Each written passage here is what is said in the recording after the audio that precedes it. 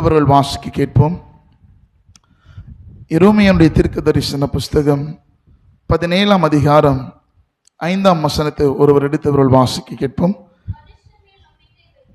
எரேமியாவுடைய தீர்க்க தரிசன புஸ்தகம் 17 5ஆம் வசனம் எடுத்துட்டீங்கன்னா பேஜ் நம்பர் 789 896 பழைய ஏற்பாட்டின் புத்தகத்தில் 896 எரேமியாவுடைய தீர்க்க தரிசன புஸ்தகம் 17ஆம் அதிகாரம் எடுத்துட்டீங்கன்னா 5ஆம் வசனத்தை எடுத்து ஒரு வாசிக்க கேட்போம்.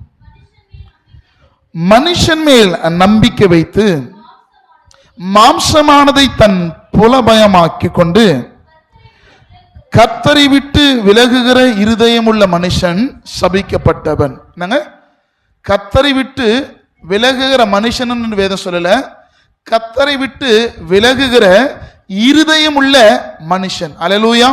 இந்த நாள் எதை குறித்து நாம் தியானிக்க போக சொன்னா, கர்த்தரை விட்டு விலகுகிற மனுஷன் சபிக்கப்பட்டவன். அல்லேலூயா. அப்ப இன்னைக்கு தேவ பிள்ளைகளா இருக்கிற பிள்ளைகள் எதுல தன்னுடைய இருதயம் போகுது சொன்னா, பொருட்கள் மேல ஆசை, அந்தஸ்து, இல்லை செல்வங்கள், இல்லை பெண்ணா இருக்கலாம், இல்லை பொண்ணா இருக்கலாம், இல்லை பதவியா இருக்கலாம், இல்லை புகழ்ச்சியா இருக்கலாம், இல்லை பேரா இருக்கலாம். இன்னைக்கு எல்லாமே விரும்புதுன்னா இந்த இருதயம் தான். அல்லேலூயா. என்னை குறித்து பெருமையா பேசுவாங்களா, இந்த காரியம் வந்து நான் இது செட்டில் ஆகலாம், இந்த காரியம் வந்து நான் ஆசீர்வாதமா மாறிடுவேன், இந்த சொத்து எனக்கு கிடைச்சதுன்னா எங்க லைஃப் செட்டில்டு அப்படின்ட்டு சில உலக பிரகாரமா இருக்கிற பொருட்களுக்கும் உலக பிரகாரமா இருக்கிறதான ஆசீர்வாதங்களுக்கும் நம்முடைய இருதயங்கள் ஒருவேளை வாஞ்சித்து அதன் பின்பதாக போதும் சொன்னா, வேதம் சொல்லப்படுகிறது கர்த்தரை விட்டு விலகுகிற இருதயம் உள்ள மனுஷன். அல்லேலூயா. அப்ப மனிதனை எதில கர்த்தரிடத்திலிருந்து எதை ஒரு மனுஷனை பிரிக்க சொன்னா இருதயம் தான். அல்லேலூயா. நான் போன வாரத்தை சொன்னேன், ஆவி, ஆத்துமா, சரீரம். அல்லேலூயா. அப்ப ஆவி என்பது எது சொன்னாங்க? இருதயம். ஆவி என்பது எது சொன்னாங்க?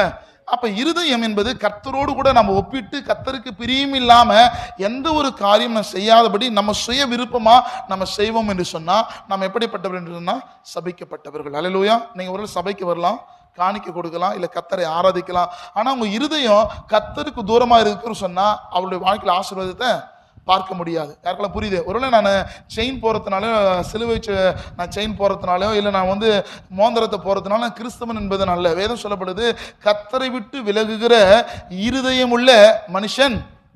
அல்லேலூயா. அப்ப கர்த்தருக்கு பிரியமில்லாத எந்த ஒரு காரியம் வாழ்க்கையில ஒருவேளை நான் அதை ஆசைக்கிறேன், அந்த காரியத்தை நான் விரும்புகிறேன் சொன்னா அதை எதில இருந்து என்ன பிரிக்கனா, கர்த்தருடைய சமூகத்திலிருந்து என்ன பண்ணுது?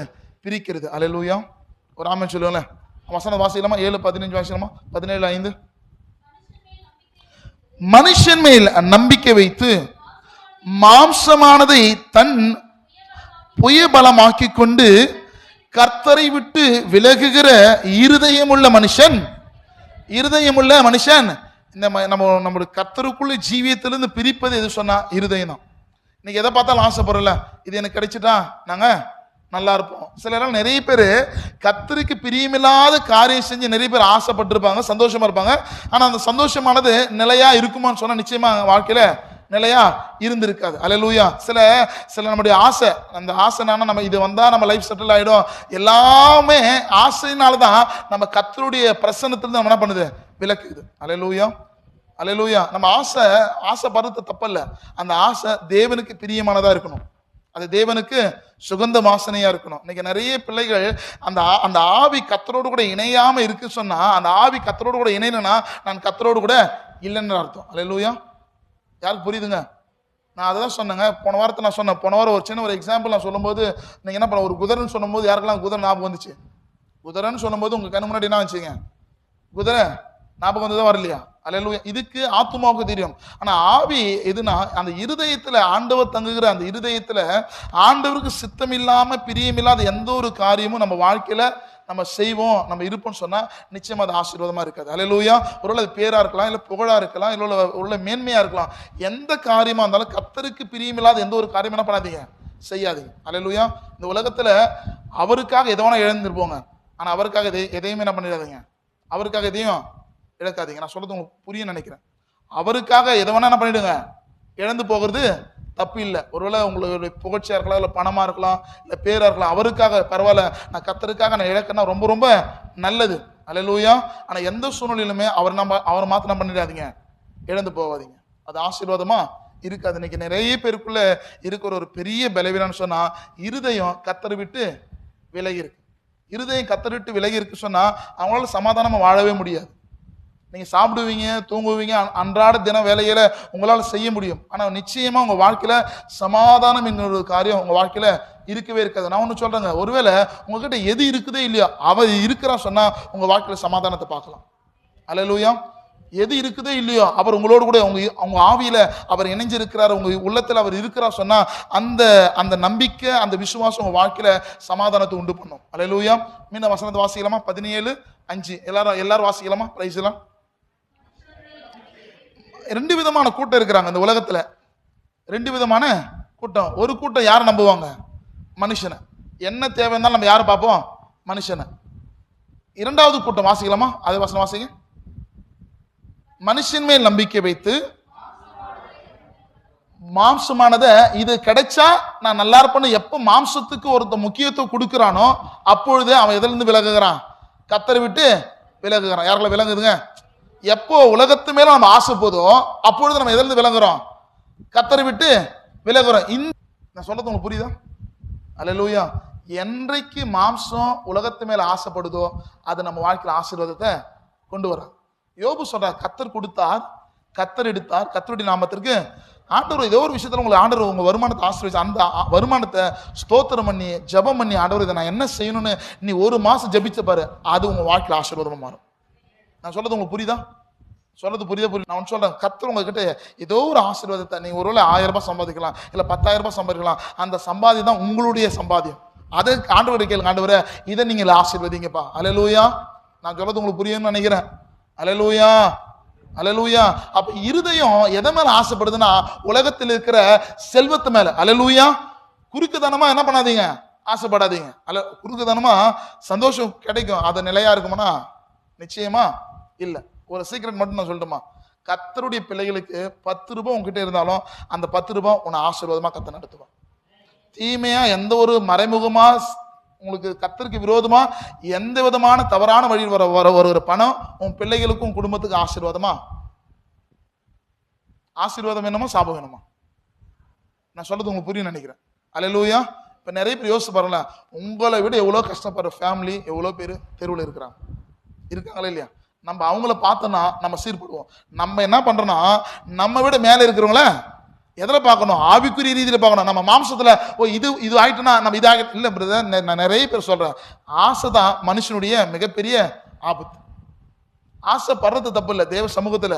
ஆனா இந்த ஷார்ட் பீரியட்ல நம்ம அதெல்லாம் கண்மூடித்தனமான காரியத்தை நம்ம என்ன பண்ணோம்? ஏமாந்துட அதுல தெளிந்த புத்தி அதெல்லாம் சொல்ற ஆவியில நடத்தப்படுறது நம்புவீங்களா? நான் ஓப்பனா சொல்றேன்.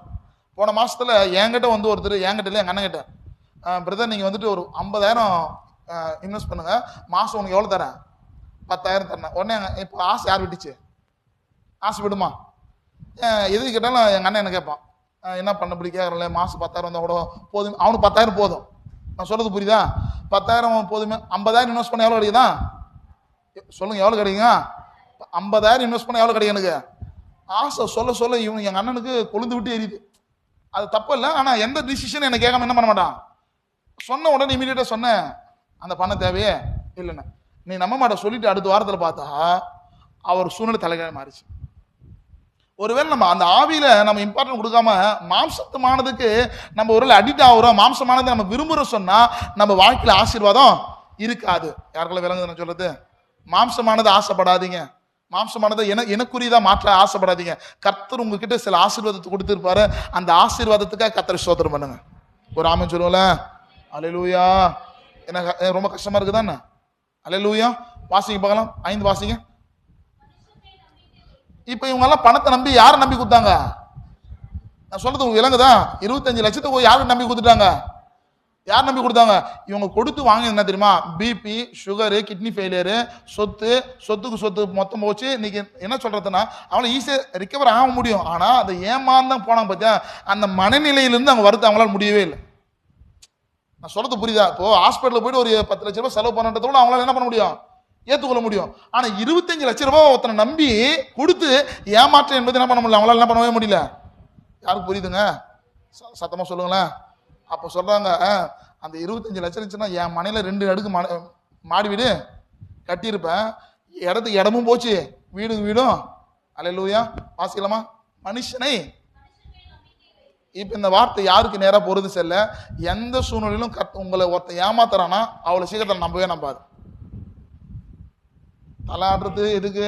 நல்லது தலாடுறீங்களா இல்ல கெட்டது தலாடுறீங்களான்னு தெரியல. உங்ககிட்ட ஒருத்தர் ஷார்ட் பீரியட்ல வந்து பணம் வருதுன்னு ஒருத்தன் சொன்னா என்ன பண்ணாதீங்க, சத்தமா என்ன பண்ணாதீங்க, நம்பாதீங்க. அது நம்ம அழிவின் பாதையில கொண்டு போகும். அல்லேலூயா. மனுஷன் மேல் நம்பிக்கை வைத்து அப்ப மனுஷன் மேல் நம்பிக்கை வச்சுட்டாவே நீ யாரை டிபெண்ட் பண்ணிடுவ? உனக்கு மாசம் மாசம் கொடுக்கறது தான் யாரா தெரிவாரு? தெய்வமா தெரிவார். அல்லேலூயா. மாம்சமானதை தன் புயபலமாக்கி கொண்டு கர்த்தரை விட்டு விலகுகிற இருதயம் உள்ள மனுஷன். அப்போ பணமா உனக்கு கிடைச்சு சொன்னா இவன் யார் நம்புவான்ற? அதுக்கப்புறம் கர்த்தரை நம்புவான்றீங்க. சர்ச்சுக்கு போறோம் சொல்லு, நம்ம சர்ச்சினுடைய அடையாளத்தை நான் ஏதேனும் கண்டுபிடிப்பேன். 9:30 மணி சர்ச்சுக்கு நிச்சயம், நம்மளால 9:15 வந்துட்டான்னு நிச்சயம் நான் தெரிஞ்சுக்கலாம் ஈஸியா. ஏதோ பிரச்சனை இல்லை, 9:30 மணி சர்ச்சு நிச்சயம். நாளைக்கு எத்தனை மணி ப்ரேயரு? 10 மணி, 9:45 சொல்றேன். நம்ம ஷார்ப்பா 9:30 மணி வந்துட்டான்னு நிச்சயம், அவன் ஏதோ ஒரு பிரச்சனையில இருந்து விடுதலை ஆக்கப்படுவதற்காக தான் வரான். அவனால ட்ரை பண்ணி முடியல, ஏதோ ஒரு 9:45 வரான்னு நிச்சயம், ஏதோ ஸ்டெபிளா இருக்கிறான்னு அர்த்தம். சில பேர் 10 மணி வரான்னு நிச்சயம் அவன் ஆடம்பரமா இருக்கிறான். அல்லேலூயா. கர்த்தருக்கு பயப்படுகிறோம் என்ன பண்ணுவான்? எங்க வந்துடுவான்? முன்னாடி தேவ சமூகத்துல அவருடைய வார்த்தை கேட்க வந்துடுவான். அல்லேலூயா. வாசிக்கலாமா? 5ஆம் வசனம் வாசிங்க. கர்த்தரை விட்டு விலகுகிற இருதயம் உள்ள மனுஷன். அப்போ எதில் நம்ம விலகக்கூடாது? இருதயம் என்பது ஆவியில கர்த்தரோடு எப்பொழுது நம்ம என்ன பண்ணா இணைஞ்சிருக்கோம். 7ஆம் வசனம் வாசிங்க பார்க்கலாம். 7ஆம் வசனம் பாருங்க. கர்த்தர் மேல் நம்பிக்கை வைத்து. அப்ப யாரும் நம்ப கூட ஆண்டவர் கற்று தராரு. உன்னுடைய டிக்கெட்ஸ் ரொம்ப பெஸ்டியா கூட இருக்கலாம், இல்ல ரொம்ப பெஸ்ட் ஃப்ரெண்ட் நம்பிக்கையுரியவனா இருக்கலாம். நம்பிக்கையுரியவர்கள் கூட சூழ்நிலை மாற்றிடுன்ற. நீங்க எல்லா காலத்துல யார் நம்புங்க? கர்த்தரை நம்புங்க. நீங்க என்ன காரியம் செஞ்சாலும் அது தேவ ஒரே சிஸ்டர் பிரதர், நீங்க எந்த இடத்துல வேணா இருங்க, ஒரு காரியம் செய்வதற்கு முன்னாடி நீ முழங்கால் படிட்டு ஒரே ஒரு செகண்ட் நீ ஜெபம் பண்ணு. ஆண்டவர் ஒரு நாளும் தீமையானது தம்முடைய பிள்ளைகளுக்கு அனுமதிக்க மாட்டான். எப்போ நீ ஜெபம் பண்ணிட்டு ஆண்டவர் இதை நான் செய்யட்டுமா செய்யக்கூடாதுன்னு அந்த காரியத்தை நீ ஜெபம் பண்ணிட்டு கேளு, ஒரு நாளும் தேவன் தீமையான காரியத்தை நம்முடைய பிள்ளைகளை, ஒருவேளை இனி ஒரு நாட்கள்ல அப்படி செய்யாம இருந்திருந்தா என்ன காரியம் நீங்க செஞ்சாலும் என்ன பண்ணுங்க? ஜெபம் பண்ணிட்டு வாசிக்கலாம். 7ஆம் வசனம் வாசிக்கலாமா? கர்த்தரை. யார் மேல தான் நம்பிக்கிறானுங்க? கர்த்தர் மேல. அங்க ஒரு நம்பிக்கை யார் மேல?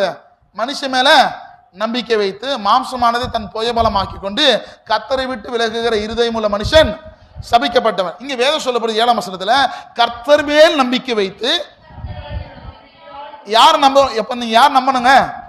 கர்த்தர் மேல நம்பிக்கை. உங்க நம்பிக்கை, முழு நம்பிக்கை யார் மேல இருக்கணும்? சத்தமா சொல்லுங்க, யார் மேல இருக்கணும்? கர்த்தர் மேல உங்க நம்பிக்கை இருந்துச்சுன்னா மனுஷனை நம்ப மாட்டீங்க. மனுஷனை கனப்படுத்துவீங்க, மரியாதை கொடுக்கறதா தப்பு இல்லை. ஆனா எந்த காலத்திலுமே கர்த்தரை நம்புகிறவன் யார் நம்ப மாட்டான்? சத்தமா சொல்லுங்களேன். அவ்வளவு சீக்கிரம் நம்ப மாட்டான். அல்லேலூயா. யாருக்கு விளங்குதுங்க? கோலியாத் கதை எல்லாருக்கும் தெரியல. கோலியாத்து தாவீது எதை சார்ந்து கொண்டான்னா கர்த்தருடைய நாமத்தை சார்ந்து கொண்டான். கோலியாத் எதை சார்ந்து கொண்டான்? மாம்சத்தை சார்ந்து கொண்டான். அங்க எது ஜெயிச்சது சொல்லுங்க? கோலியாத் ஜெயிச்சா தாவீது ஜெயிச்சாரா? எப்படி ஜெயிச்சாரு? கர்த்தரை. எவன் ஒருவன் கர்த்தரை நம்புகிறானோ அவனுக்கு முன்னாடி கோலியாத்தை போல பிரச்சனை வந்தாலும் நீ கர்த்தரை நம்பிட்டா உன் பிரச்சனை கர்த்தர் பார்த்துக் கொள்வான். ஒரு ஆமென் சொல்லுங்களேன். அல்லேலூயா. உன் சுயத்தை நம்பாத, உன் பலத்தை நம்பாத, உன்னுடைய பொருளாதாரத்தை நம்பாத, உன்னுடைய டேலண்ட்டை நம்பாத, உன்னுடைய முயற்சி நம்பாத, உன்னுடைய செல்வத்தை நம்பாத, உன்னை உருவாக்கின கர்த்தரை நம்பினா உன் காரியங்களை கர்த்தர் மாறுதல முடிய பண்ணுவான். அல்லேலூயா. வேதம் சொல்லப்படுது கர்த்தரை தன் நம்பிக்கையாக கொண்டு இருக்கிற மனுஷன். பாக்கி வாசியம் 17:7 வாசிங்க, எல்லாரும் சேர்ந்து வாசிக்கலாம்.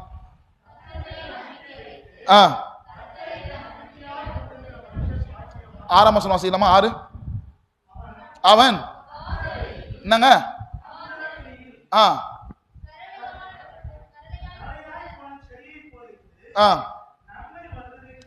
என்னங்க? யாரு? எவன் ஒருத்தன் மனுஷனை நம்புறானோ, மனுஷன் நிமித்தமா நான் நல்லா இருப்பேன்னு ஒருத்தன் எவன் நம்புறானோ அவன் கர்த்தர் கொடுக்கிற செல்வத்தை, கர்த்தர் கொடுக்கிற ஆசீர்வாதத்தை இழந்து போவான்.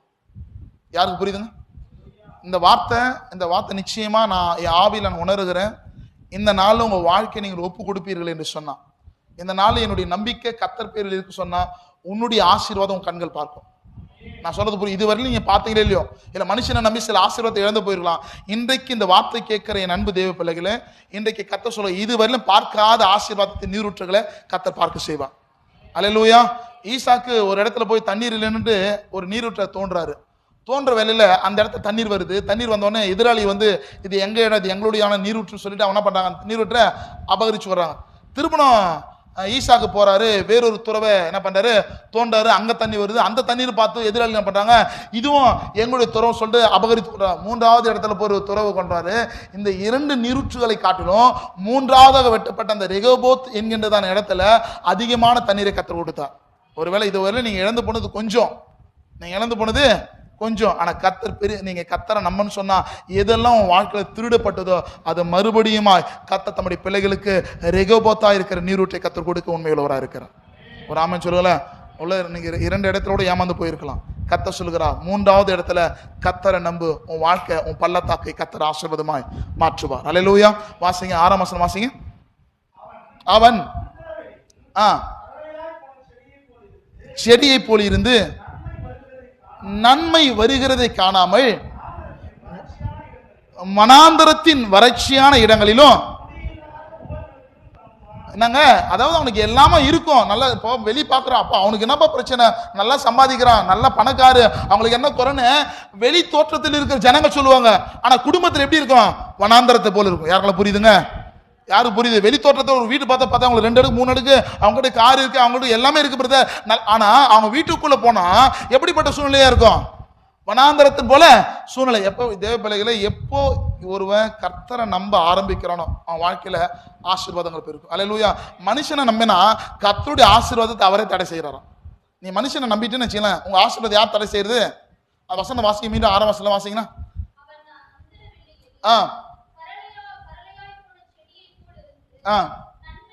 அந்த வசனம் நன்மை யாருங்க, எவன் ஒருவன் மனுஷன் மேல நம்பிக்கை வைக்கிறானோ கர்த்தர் வைக்கிற நன்மை கூட அவனால் நம்ப முடியாது. அந்த நம்பிக்கை மாறி போகுது, காணல் நீரா மாறுகிறது. அல்லேலூயா. அதுல 7ஆம் வசனம் வாசிங்க. கர்த்தர் மேல் நம்பிக்கை வைத்து கர்த்தரையே தன் நம்பிக்கையாய் கொண்டிருக்கிற அவன் எப்படிப்பட்ட இருப்பான் சொன்னா, அடுத்த வசனம் வாசிங்க, 9ஆம் வசனம் வாசிங்க. அவன் தண்ணீர் அண்டையில் நாட்டப்பட்டதும் கால்வாய் ஓரில் தன் வேர்களை விடுகிறதும் உஷ்ணம் வருகிறதை காணாமலும் இலை பச்சையா இருக்கிறது போலவும் மழை தாட்சியான காலத்திலும் அவன் தப்பாமல் கனி கொடுக்கிறவனாய் கர்த்தர் மாற்றுவார். அல்லேலூயா. நீ கர்த்தரை நம்புகிற சொன்னா உன் வாழ்க்கையில பலருக்கு வறட்சி காணப்படலாம், ஒருவேளை மழை இல்லாமல் போகலாம். ஆனா கர்த்தரை நம்புகிற பிள்ளைகளுக்கு அவன் தப்பாமல் கனி கொடுக்கிற பிள்ளைகளுடைய ஆசீர்வாதத்தை நீரூற்ற தம்முடைய பிள்ளைகளுக்கு கொடுப்பதற்கு தேவன் உண்மையுள்ளவராக இருக்கிறார். யார் விசுவாசிக்கிறீங்க? மனுஷனை நம்பினா நன்மை வருவது கூட அந்த நம்பிக்கை மறக்க செய்கிறோம். ஆனா கர்த்தரை நம்புறீன்னு சொன்னா கால்வாய் ஓர்களில் உங்களுடைய வேர்கள் விடுகிறதும் மழை வறட்சியான காலத்திலும் தப்பாமல் அவன் எப்படி கொடுப்பான் கனி. நான் மீண்டும் சொல்றேன், ஆவியான சொல்ற வார்த்தை சொல்றேன், இனி ஒரு நாட்கள்ல என்ன காரியம் செஞ்சாலும் அதை ஜபத்தோடு செய்யுங்க, அது ஆசீர்வாதமா இருக்கும். அல்லேலூயா. நீங்க ஜபத்தோடு செய்வீர்கள் என்று சொன்னா அது ஆண்டவருக்கு பிரியமா இருந்தா மாத்திரம்தான் அது உங்க வாழ்க்கையில அனுமதிப்பா. அப்படி இல்லைன்னா கர்த்தர் அனுமதிக்கவே மாட்டேன். அனுமதிக்கலாம், கர்த்தருக்கு ஸ்தோத்திரம் பண்ணிட்டு நீங்க என்ன பண்ணுங்க, கடந்து போங்க. இப்போ வாசிங்க 9ஆம் வசனம் வாசிப்பாங்க. எல்லாரும் வாய் திறந்து இந்த வார்த்தை, இந்த வாக்குத்தத்தம் எங்க வாழ்க்கையில, என் குடும்பத்துல, என் தனிப்பட்ட ஜீவியத்தில் நிறைவேறும்னு விசுவாசமா செய்யலாமா? வாசிங்க 9. என்ன 8? ஓகே, சாரி 8ங்க. அவன் தண்ணீர் அண்டையில் நாட்டப்பட்டதும் கால்வாய் ஓரமா ஒரு செடி இருக்குன்னா அந்த செடி எப்படி இருக்கும், தீஞ்சு போனதா இருக்குமா இல்ல செழிப்பா இருக்குமா?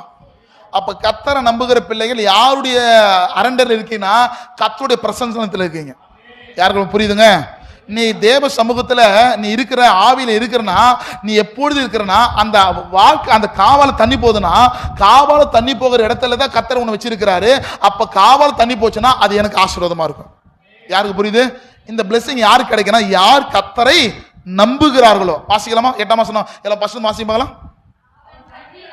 அவன் தண்ணீர் அண்டையில் நாட்டப்பட்டதும் கால்வாய் ஓரமாக. அப்ப அந்த வேர் யாரு டிஃபெண்ட் பண்ணி இருக்கு, யாரு சார்ந்து இருக்கு? யாருக்கு புரியுது? நான் என்ன நம்பி அல்ல, நான் கர்த்தரை நம்பி. ஒரு ஆமென் சொல்லுங்களேன். என் வேர், என் மரம் என்னுடைய செழிப்பில் அல்ல, என் செழிப்பு கர்த்தரை நம்பி. ஏன்னா என் வேர் யாரை சார்ந்து கொண்டு இருக்கிறது, என் ஆவி யாரை சார்ந்து கொண்டு இருக்கிறது? யாருக்குள்ள புரியுதுங்க? தண்ணீர் என்பது அபிஷேகத்தை குறிக்கிறது. அப்ப என் வேரானது கர்த்தருடைய அபிஷேகத்துக்குள்ள நிலைச்சிருக்கிறதுனால நான் ஆண்டவர் என்னை வர்த்திக்க பண்ணுவார். அல்லேலூயா. வாசிங்க. என் வேர் கால்வாய் ஓரமாக வேர்களை விடுகிறதும். எனக்கு என்ன தெரியாது, உஷ்ணம் நிறைய பேருக்கு நெருக்கம் வரலாம், பிரச்சனை வரலாம், போராட்டம் வரலாம். ஆனா நான் கத்தருக்குள் என் இருதயம் இருக்கு சொன்னா உஷ்ணம் என்னை பாதிக்காது. யாருக்கு புரியுது சொல்றது? உஷ்ணம் இருக்கும், எல்லாரும் ஃபேஸ் பண்ணுவாங்க, உஷ்ணமும் தெரியுது. ஆனா எனக்கு தெரியாத காரணம் என் வேர் யாரை சார்ந்து இருக்குது? அல்லேலூயா. என் வேர் யாரை சார்ந்து இருக்குது? கர்த்தரை சார்ந்து இருக்கிறதுனால உஷ்ணம் வருகிறதை வாசிக்கலாமா? உஷ்ணம் வருகிறதை காணாமல் என்னங்க, எப்பவுமே எல்லா மரமும் தீஞ்சு போகலாம், ஆனா என் மரம், யாருடைய மரம்? யார் கர்த்தரை நம்புகிறார்களோ அவருடைய மரங்கள் செழித்திருக்கும், அது பசுமையா இருக்கும். அவன் இலையுதிராக இருக்கிற மரத்தை போல இருப்பான். அவன் செய்வதெல்லாம் எப்போ கர்த்தரை நம்பி ஒரு காரியத்தை செஞ்சு பாரு, அந்த காரியம் ஆசீர்வாதமா முடியும். உன்னை நம்பி நீ செய்யாத, கர்த்தரை நம்பி செய், அந்த காரியம் மாறுதலா முடியும். அல்லேலூயா. மாம்சத்தை தன் புயமா மாக்கி கொண்டு நீ செய்யறனா அந்த காரியம் சாபமா முடியும். வாசிங்க, முடிச்சிட வாசிங்க. மழை தாட்சியான, மழையே பெய்யலாலும் பரவாயில்ல, வாசிக்கலாமா? மழை தாட்சியான வருஷத்திலும் என்னங்க, யாரு வருத்தமின்றி தப்பாமல் கனி கொடுக்கிறவனாய் கர்த்தரை மாற்ற போறார். யார் விசுவாசிக்கிறீங்க? நீங்க வருத்தத்தின் கனியை புசிக்கிறவர்கள், ஆசீர்வாதத்தின் கனியை புசிக்கிறவர்கள். ஒரு ஆமன் சொல்லுங்களேன். சொல்லுங்க, நான் ஆசீர்வாதத்தின் கனியை புசிப்பேன். வாய்த்துக்கு சொல்லமா, நான் ஆசீர்வாதத்தின் கனியை புசிப்பேன். அல்லேலூயா. எடுத்து வாசிங்க. சங்கீத புஸ்தகம் 118 சங்கீதத்துல 7 வசனம் 8 வசனம் வாசிங்க. 7, 8, 9. இந்த வசனம் திறப்பவே கூடாது, டக்குன்னு வாசிக்கணும். சங்கீத புஸ்தகம் 118, 8. மனுஷனை நம்புவதை பார்க்கிலும்